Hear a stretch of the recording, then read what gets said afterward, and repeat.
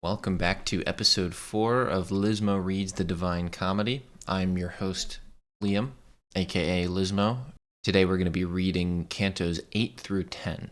But before we read Cantos 8 through 10, and before we summarize what we read last time, I just wanted to say real quick, moving forward, I'm going to be reading the Longfellow translation of the Divine Comedy, which can actually be found on a website called Project Gutenberg. This website is great because they provide so many ancient, or not even ancient, they provide just so many literary works that you can read for free. It's all public domain. It'll be available to you all, anybody reading free of charge. And part of the reason I'm making this change is one, I want to have one very easily accessible centralized copy that we all can read at the same time. I don't want people to have to go out and buy it. But I still want you to be able to follow along. You know, if you want to pull up this book on your own and read it on a separate tab, for example. Additionally, I'm a little concerned with copyright on this other translation. If this channel ever goes anywhere, then my first 3 videos will almost certainly be taken down. So I figured I might as well go ahead and pivot to this other translation while I can, so that if that eventually happens, I don't have to worry about all my videos being taken down. So with that being said, if you want to read along, I'll go ahead and throw a link to the Project Gutenberg copy of the Divine Comedy in the description.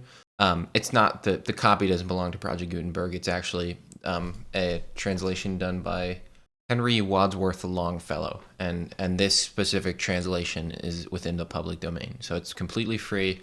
Just click the link in the description and read along. I'm still going to include what I'm reading currently on the screen, just for people who don't want to go through the trouble of pulling up another browser, and I understand that. So do not worry. You'll still be able to read everything on the top or the side or wherever I end up putting them today. So far in the Divine Comedy, we are still in Inferno. We are Canto VIII. We read the last 7. We read Canto 6 and 7 in the last episode. Basically, the cantos are like chapters, so we're on essentially chapter 8. So Dante Alighieri is simultaneously the writer of the Divine Comedy, and he's also the main protagonist of the Divine Comedy. Because I think a lot of his own realizations over time actually play out symbolically in this work. So Dante wakes up in a forest where he is accosted by 3 wild animals: a leopard, a lion, and a she-wolf, who all represent something, and I'm not going to get into that right now. Shortly after, he's approached by a kind of like an angelic spirit known as Virgil, who begins Dante's quest and is basically, throughout the story so far, Dante's main guide and instructor and teacher, and I believe Virgil was also Dante Alighieri's real-life instructor. Another character is introduced shortly after named Beatrice, who is cited for being the one who sends Virgil on this mission to get Dante and bring him through hell. We know from the first and second canto that Dante's goal is to get through hell, where he will then be given to Beatrice, and Beatrice will bring him along to the next place.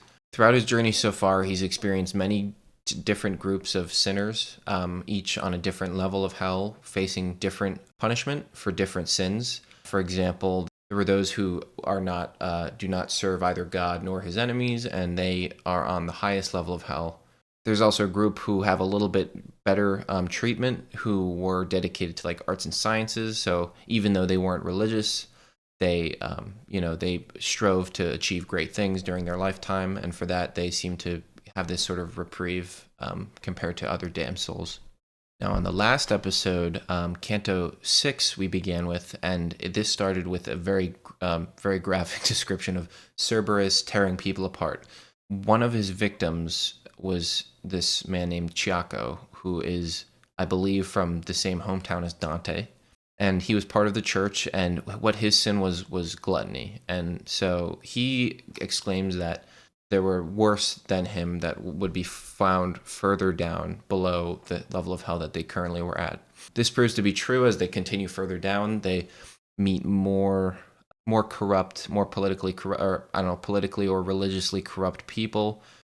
So in Canto VII, Dante and Virgil meet the character Plutus, who I think is described as the great enemy, at least in this last translation we were reading. And Plutus sort of goes on this monologue about fortune. And I think fortune is personified in the text as sort of this goddess who is unexplainable, unpredictable. I think what they said in the text was cannot be accounted for by your sciences. And I think fortune represents like greed, not greed itself, but like basically this, basically a mode to greed for many men. I don't know if Plutus is saying that like this is something he is dishing out on this level, or if he just happens to be kind of hanging out and giving this monologue.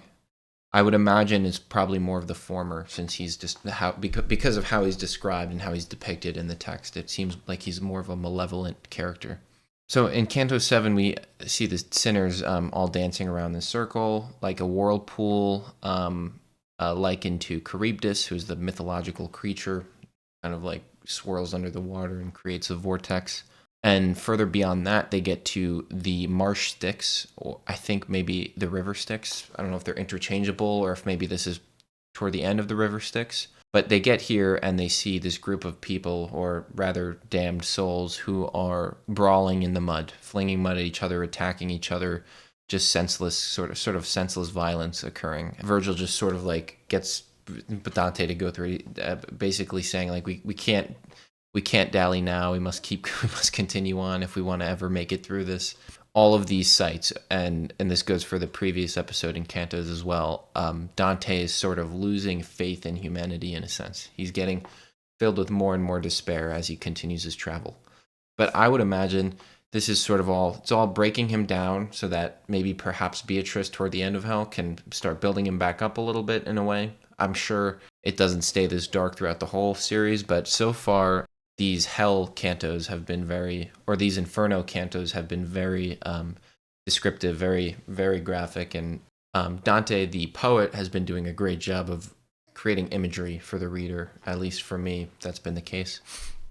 I think we'll keep that intro pretty short for now and just dive back into it so we can tackle more cantos. If we move quickly here, maybe we'll try to do 4, since we're going to have to start picking it up if we ever want to finish this series ever. So yeah, get situated, get comfortable, grab your cup of coffee or whatever, and I think let's go ahead and get started on Canto number 8. I say, continuing that long before we to the foot of that high tower had come, our eyes went upward to the summit of it. By reason of 2 flamelets we saw placed there, and from afar another answered them, so far that hardly could the eye attain it. And to the sea of all discernment turned, I said, What saith this, and what respondeth? That other fire, and who are they that made it?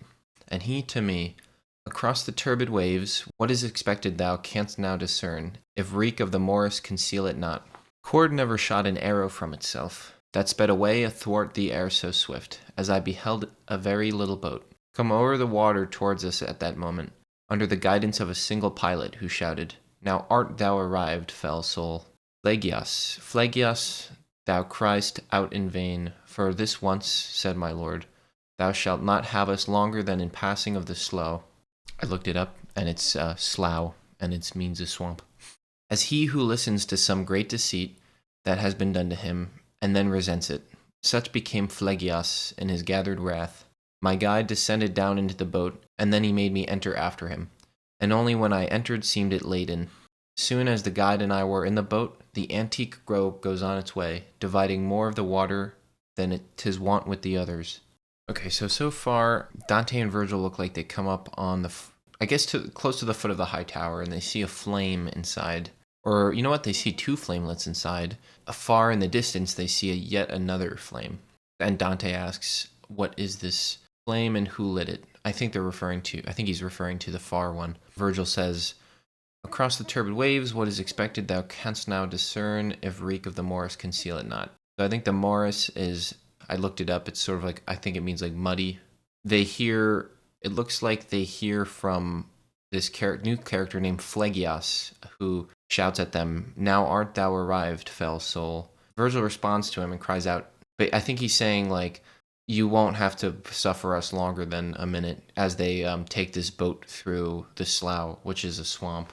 And then Phlegyas becomes angry and they get in the boat. While we were running through the dead canal, up rose in front of me one full of mire, and said, Who art thou that comest ere the hour? And I to him, Although I come, I stay not. But who art thou that hast become so squalid? Thou seest that I am one who weeps, he answered. And I to him, With weeping and with wailing, thou spirit maledict, do thou remain. For thee I know, though thou art all defiled. Then he stretched both his hands unto the boat, whereat my wary master thrust him back, saying, Away there with the other dogs.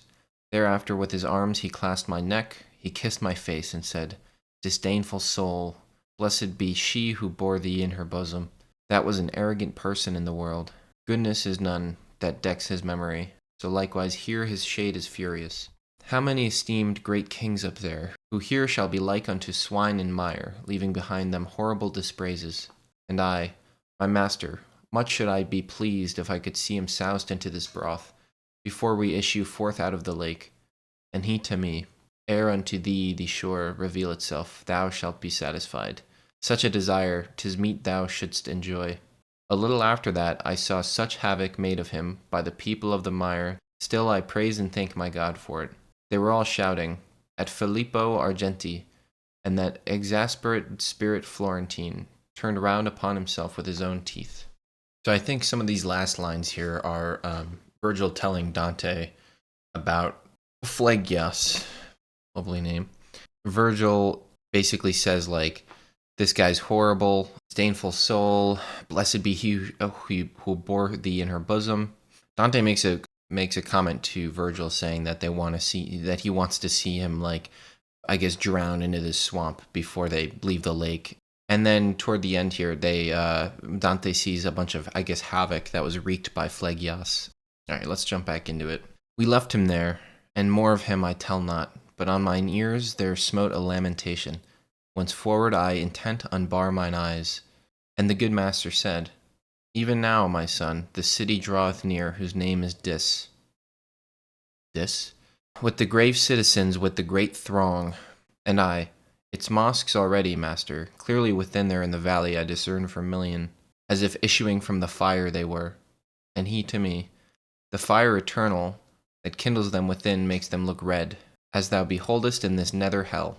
One thing I want to note is already, like, this new translation is a little tougher to read. I mean, that's without a doubt. I think this must be a bit old.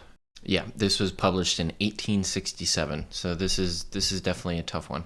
I think it'll be a little bit more, I don't know if generic is the word. Maybe a little closer to the original. I wouldn't be surprised if something a little bit older adhered more to the original idea of what this was supposed to be. I don't necessarily think it's more complicated than the other translation, but you can tell the speech patterns are a lot different here. So I'm finding myself having to read the lines over and over to understand what's going on. Anyways, here we go. Then we arrived within the moats profound, that circumvallate that disconsolate city. The walls appeared to me to be of iron. Not without making first a circuit wide, we came unto a place where loud the pilot cried out to us, Debark, here is the entrance. More than 1,000 at the gates I saw, out of the heavens rained down, who angrily were saying, Who is this that without death goes through the kingdom of the people dead? And my sagacious master made a sign of wishing secretly to speak with them. A little then they quelled their great disdain, and said, Come thou alone, and he be gone who has boldly entered those dominions. Let him return alone by his mad road. Try if he can, for thou shalt here remain. Who hast escorted him through such dark regions? Think, reader, if I was discomforted at utterance of the accursed words, for never to return here I believed. O, my dear guide, who more than 7 times hast rendered me security, and drawn me from imminent peril that before me stood, do not desert me, said I, thus undone, and if the going farther be denied us, let us retrace our steps together swiftly. And that Lord, who had led me thitherward, said unto me, Fear not, because our passage none can take from us. It by such is given. But here await me, and thy weary spirit comfort and nourish with a better hope. For in this nether world I will not leave thee. So onward goes thee, and there abandons me, my father sweet, and I remain in doubt, for no and yes within my head contend. I could not hear what he proposed to them, but with them there he did not linger long, ere each within in rivalry ran back. They closed the portals, those our adversaries on my lord's breast who had remained without, and turned to me with the footsteps far between. His eyes cast down, his forehead shorn had he of all its boldness, and he said with sighs, Who has denied to me the dolesome houses? And unto me, Thou, because I am angry, fear not, for I will conquer in the trial, whatever for defense within be planned. This arrogance of theirs is nothing new, for once they used it at less secret gate, which finds itself without fastening still. Or didst thou behold the dead inscription, and now this side of it descends the steep, passing across the circles without escort, one by whose means the city shall be opened. Okay, so that closes out Canto VIII, and honestly, this one was really cool. So the beginning, they set out to cross the moat to get to this castle gate, the tower gate, and they cross it, and in the midst of crossing it, they're confronted by Phlegyas, who is described by Virgil to be sort of this just malevolent spirit full of anger. I'm a little bit interested in what Phlegyas is meant to represent. I'm sure that might be a character reflected in Dante's real life, so we'll just have to assume for now he's just some random malevolent spirit. Dante and Virgil make it across the moat, and now they're at the gate of the tower. Dante starts to get a little paranoid and anxious here that Virgil's going to leave him. Virgil reassures him he's not going to leave him, but he needs to go talk to these people who are at the gate, I think meant to be sort of sentinels guarding the gate. Dante mentions there's like a crowd of 1,000 people within here. I don't think they're all guarding the gate, but I think some of them might just be Inferno residents within the castle walls or the tower walls. They call out to Dante and Virgil, and they say, like, you're not welcome here, turn back. And Dante starts to second guess things, but Virgil says, don't worry, I'm going to go talk to them. And then he goes and talks to them, and then he comes back looking defeated, and he's angry. This is probably the first time I feel like in the story so far where Virgil's been defeated or angry. He says, don't worry, like, they're gonna close the gate, but there's some sort of trial here, and Virgil's gonna win the trial. I think he even references a previous time where there was a trial at a gate and he won, and then the gate is still unfastened. So it's still open from Virgil previously winning or conquering the trial. So, and the canto sort of ends off there. Pretty interesting. So I guess moving forward in the next canto or two, we're going to see not Dante, but actually Virgil try to conquer this trial for them to open the gate for them and allow Dante and Virgil passage through. Alrighty. Inferno, Canto number 9. That hue which cowardice brought out on me, beholding my conductor backward turn, sooner repressed within him his new color. He stopped, attentive like a man who listens, because the eye could not conduct him far, through the black air and through the heavy fog. Still it behoveth us to win the fight. Began he, else such offered us herself. Oh, how I long that someone here arrive. Well, I perceived, as soon as the beginning, he covered up with what came afterward, that they were words quite different from the first. But none the less his saying gave me fear, because I carried out the broken phrase, perhaps to a worse meaning than he had. Into this bottom of the doleful conch, doth any error descend from the first grade, which for its pain has only hope cut off? This question put I, and he answered me, seldom it comes to pass that one of us maketh the journey upon which I go. True is it, once before I here below was conjured by that pitiless Erichtho, who summoned back the shades unto their bodies. Naked of me short while the flesh had been, before within that wall she made me enter to bring the spirit from the circle of Judas. That is the lowest region and the darkest and farthest from the heaven which circles all. Well know I the way, therefore be reassured. This fen, which a prodigious stench exhales, encompasses about the city dolent, where now we cannot enter without anger. And more he said, but not in mind I have it, because mine eye had altogether drawn me towards the high tower with the red flaming summit, where in a moment saw I swift uprisen the 3 infernal furies stained with blood, who had the limbs of women in their mien, and with the greenest hydras were begirt. Small serpents and cerastes were their tresses, wherewith the horrid temples were entwined. And he who well the handmaids of the queen of everlasting lamentation knew, said unto me, Behold the fierce Erinis. This is Megara on the left-hand side. she who is weeping on the right, Alecto. Tisiphone is between, and then was silent. Each one her breast was rending with her nails. They beat them with their palms and cried so loud that I for dread pressed close unto the poet. Medusa come, so we to stone will change him. All shouted, look down. In evil hour avenged we not on Theseus his assault.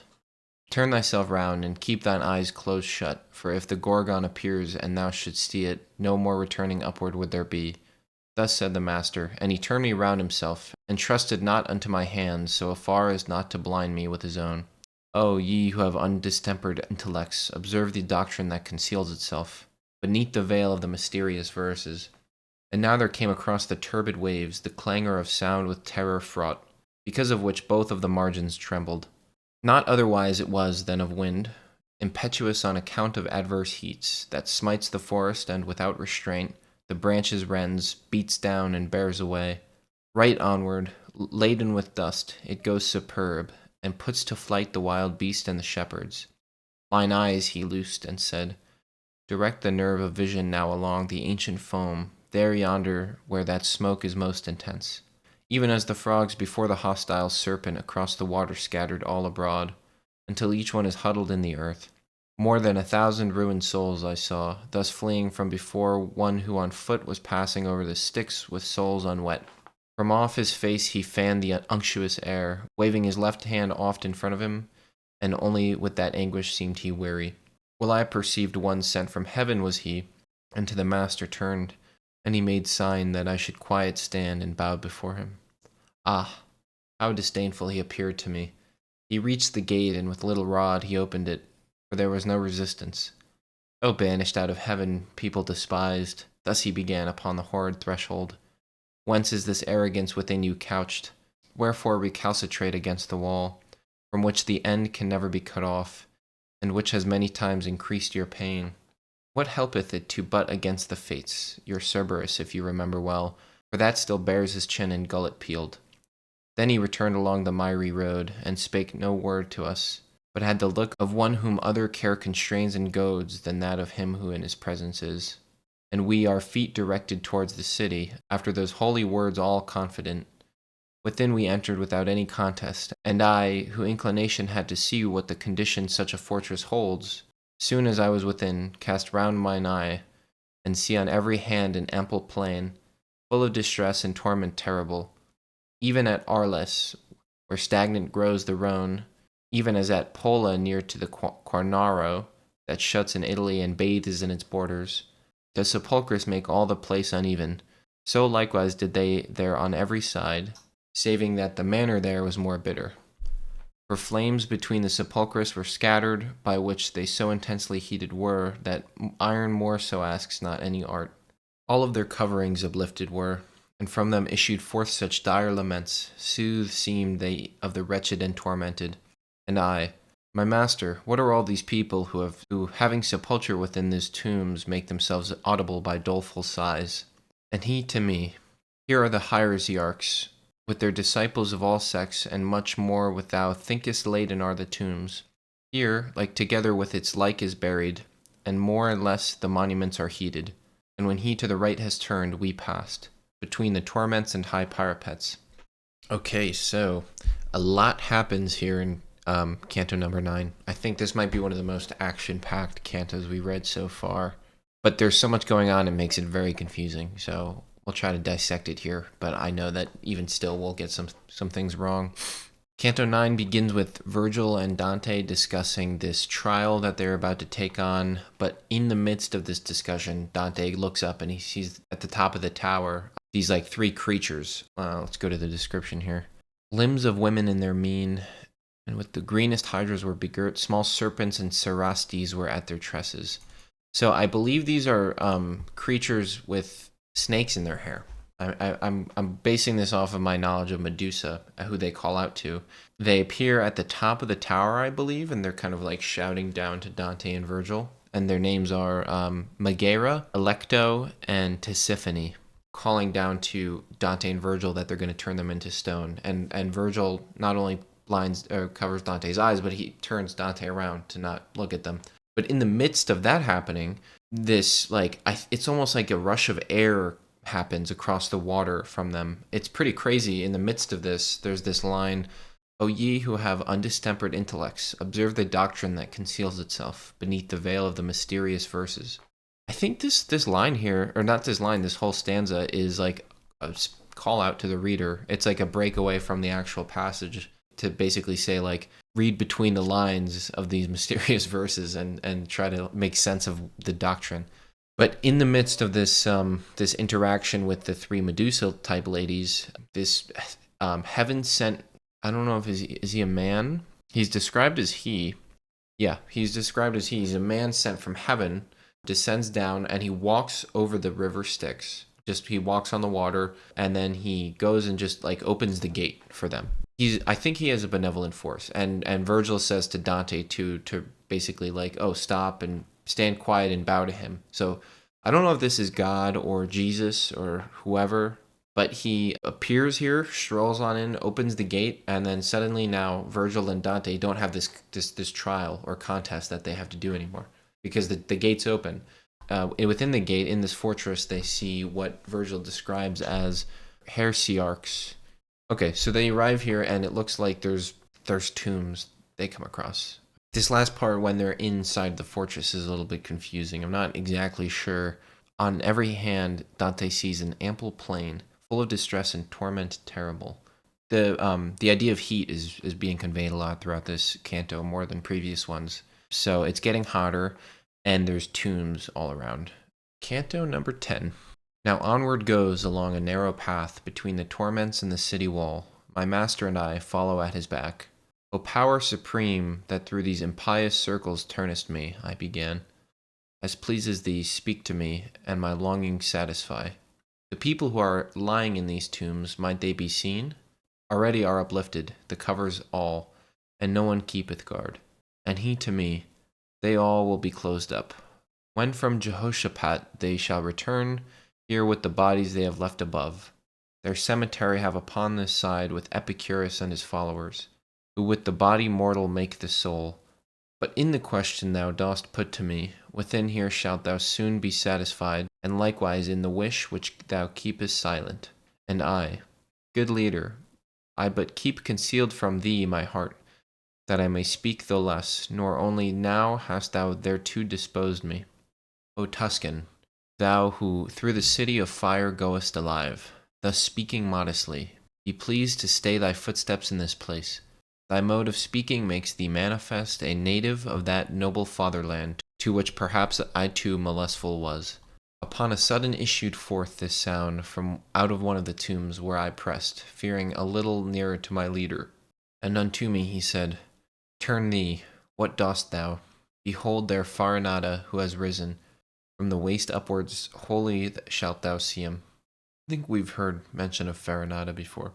I had already fixed mine eyes on his, and he rose erect with breast and front, even as if hell he had in great despite, and with courageous hands and prompt my leader thrust me between the sepulchres toward him, exclaiming, Let thy words explicit be. As soon as I was at the foot of his tomb, somewhat he eyed me, and as if disdainful, then asked of me, Who were thine ancestors? I, who desirous of obeying was, concealed it not, but all revealed to him, whereat he raised his eyebrows a little upward. Then said he, Fiercely adverse have they been, to me and to my fathers and my party, so that 2 several times I scattered them. If they were banished, they return on all sides, I answered him, the first time and the second, but yours have not acquired that art aright. Then there uprose upon the sight, uncovered down to the chin, a shadow at his side. I think that he had risen on his knees. Round me he gazed, as if solicitude. He had to see if someone else were with me, but after his suspicion was all spent. Weeping, he said to me, If through this bind prison thou goest by loftiness of genius, where is my son, and why is he not with thee? And I to him, Come not of myself. He who is waiting yonder leads me here, whom in disdain perhaps your Guido had. His language and the mode of punishment already unto me had read his name. On that account my answer was so full. Up starting suddenly, he cried out, How saidst thou? He had. Is he not still alive? Does not the sweet light strike upon his eyes? When he became aware of some delay, which I before my answer made, supine he fell again, and forth he appeared no more. Okay, so Dante and Virgil follow this heaven sent figure into the tombs. They talk for a little bit about some topic that eludes me as of right now. But they eventually get to the tomb of Farinata, who I believe was mentioned earlier. I think he may be one of the priests who was corrupt and gluttonous. Virgil, I guess, kind of thrusts Dante up to the tomb to speak with Farinata, who just rises from his grave. And Farinata starts asking questions to Dante, including one about his son. He asks about his own son. He seems to ask Dante if his son is with him. I don't know why that would be the case, but Farinata is nonetheless curious. And Dante responds, "No, the person I'm with is over there waiting, and he is not your son, and he is my guide through hell." He asks about his son, and then asks, "Does not the sweet light strike upon his eyes?" And I think when he says that, he's just asking, "Is my son still alive?" The other thing I forgot in Canto X so far was they mentioned Epicurus. I think they passed the tomb of Epicurus, or cemetery of have upon the side with Epicurus all his followers. So Epicurus's tomb is in here, and Epicurus I actually know a little tiny bit about. I didn't read any of his works. I know he is actually known for not really having many works because not much of anything he did was documented very well and made it through the histories. But he kind of had this sort of hedonistic school of thought that said the good life was the absence of pain, and in your life you should chase things like, I think in his example was like wine and cheese and good company with your friends. And I think probably why he ended up here was because of those hedonistic values. Now I don't agree with with him being placed in hell here. I think he should probably be with the other philosophers, but maybe supposedly the Christian ideal doesn't like that his school of thought was maybe a little bit more self-indulgent than the other philosophers they mentioned back in Canto IV. Before I ramble any further, let's go ahead and continue. But the other, magnanimous, at whose desire I had remained, did not his aspect change, neither his neck he moved, nor bent his side. And if, continuing his first discourse, they have that art, he said, not learned aright, that more tormenteth me than doth this bed, but 50 times shall not rekindle be the countenance of the lady who reigns here, ere thou shalt know how heavy is that art. And as thou wouldst to the sweet world return, say why that people is so pitiless, against my race in each one of its laws, whence I to him, the slaughter and great carnage, which have with crimson stain the Arbia, caused such orisons in our temple to be made. After his head he with a sigh had shaken. There I was not alone, he said, nor surely without a cause had the others moved. But there I was alone, with every one, consented to the laying waste of Florence, he who defended her with open face. Ah, so hereafter may your seed repose. I him entreated, solve for me that knot which has entangled my conceptions here. It seems that you can see, if I hear rightly, beforehand whatsoever time brings with it, and in the present have another mode. We see, like those who have imperfect sight, the things, he said, that distant are from us, so much still shines on us the sovereign ruler. When they draw near, or is wholly vain, our intellect, and if none brings it to us, not anything know we of your human state. Hence thou canst understand that wholly dead will be our knowledge from the moment when the portal of the future shall be closed. Very, very deep. Then I, as if compunctious for my fault, said, Now then, you will tell that fallen one that still his son is with the living joined. And if just now in answering I was dumb, tell him I did it because I was thinking already of the error you have solved me. And now my master is recalling me. Wherefore more eagerly I prayed the spirit that he would tell me who was with him there. He said, With more than 1,000 here I lie. Within here is the second Frederick, and the cardinal, and of the rest I speak not.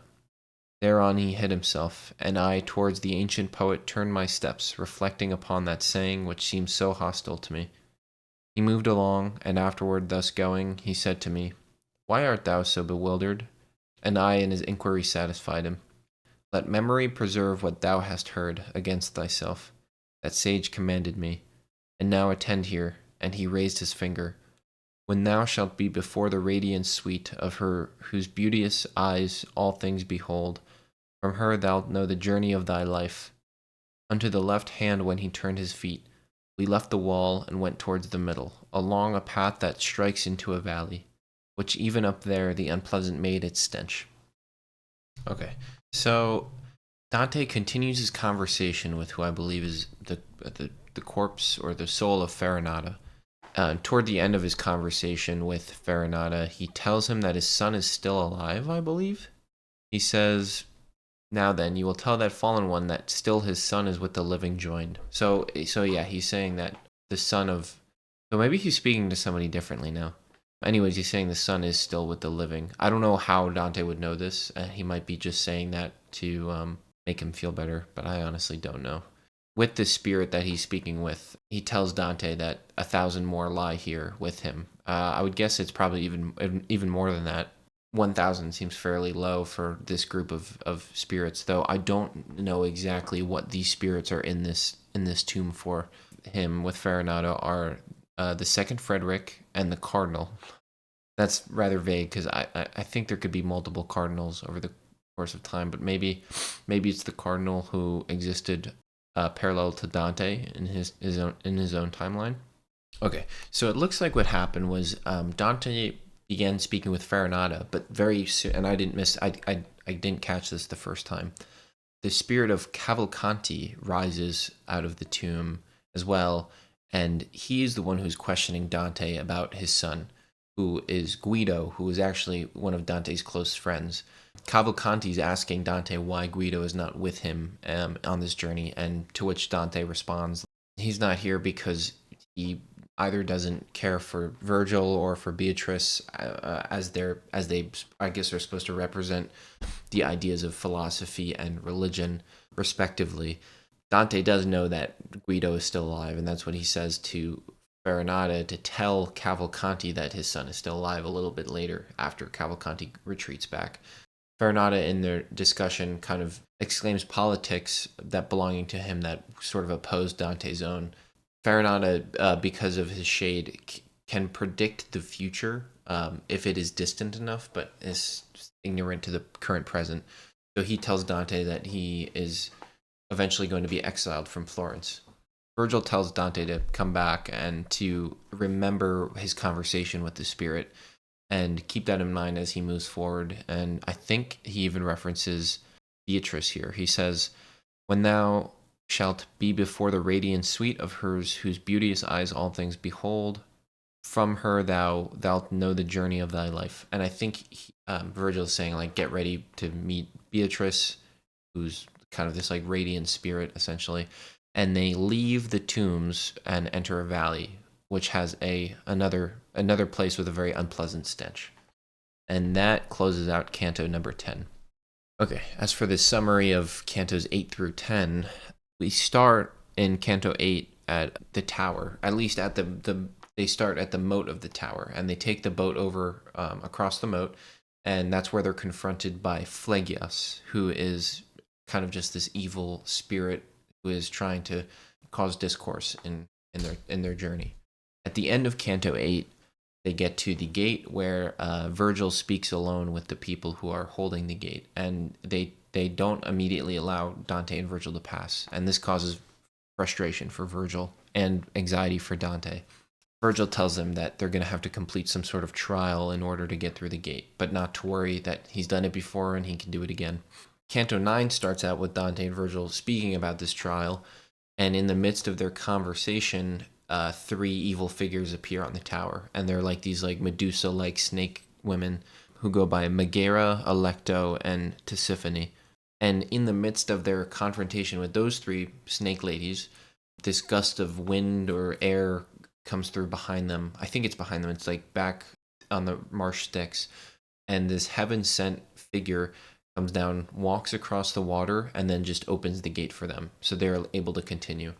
That begins Canto X, where they follow this figure in, which they're following him into this tomb area where they find the spirit of Farinata, as I said before, and subsequently the spirit of Cavalcanti, who is asking about his son Guido, who is friends with Dante in the real world.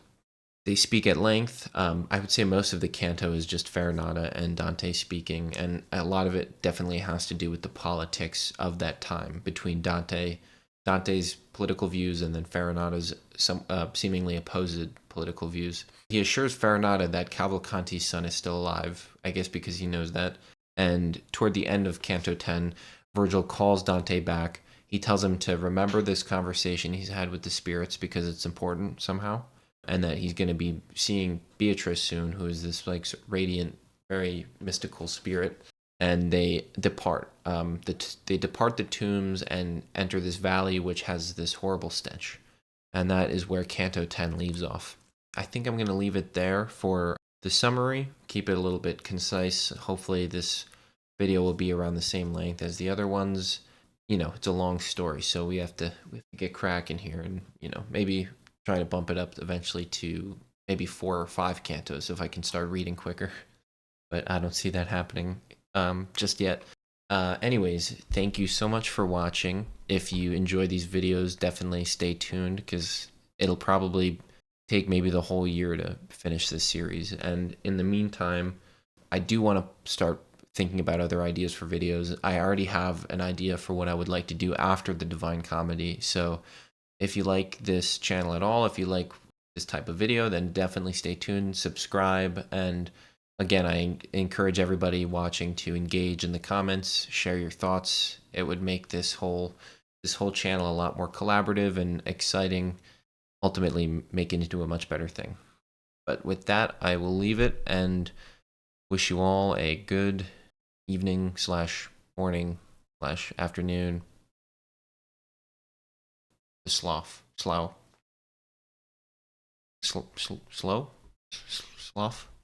Even as if hell he had been, even as if hell he even